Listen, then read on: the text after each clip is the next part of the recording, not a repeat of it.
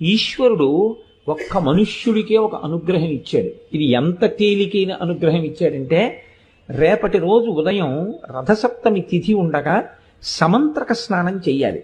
మంత్రం లేని స్నానం మీరు చేశారనుకోండి, అది కాకి స్నానం అని పిలుస్తారు. దానివల్ల ప్రయోజనం ఏమి ఉండదు.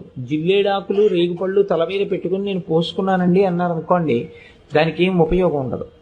సమంత్రకమే చేయవలసి ఉంటుంది స్నానాన్ని.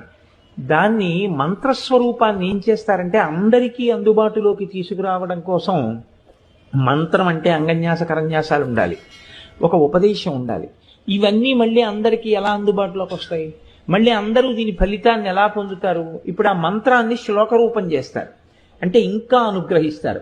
ఇప్పుడు మీరు ఆ శ్లోకం చెప్పిన తరువాత రేగుపళ్ళు జిల్లేడు పళ్ళు తల మీద పెట్టుకుని అప్పుడు నీళ్లు పోసుకుంటే అవి జారి కింద పడిపోతాయి.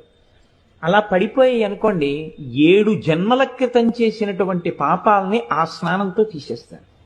అది ఎప్పుడు ఉంటుంది అంటే, ఒక్క రథసప్తమి నాడు మాత్రమే ఇస్తారు ఆ అనుగ్రహాన్ని. అది ఎలా ఎందుకు ఇస్తారు అంటే, ఈశ్వరుడు యొక్క అనుగ్రహం అంతే. అవి ప్రశ్నించడానికి ఏం ఉండదు. అంత గొప్ప గొప్ప శక్తులు కలిగి ఉంటాయి. దానికోసం పెద్దలు ఏం చేస్తారంటే, భవిష్యోత్తర పురాణంలో ఈ విషయాల్ని ప్రస్తావన చేస్తూ దానికి సంబంధించినటువంటి శ్లోకాన్ని ఇచ్చారు.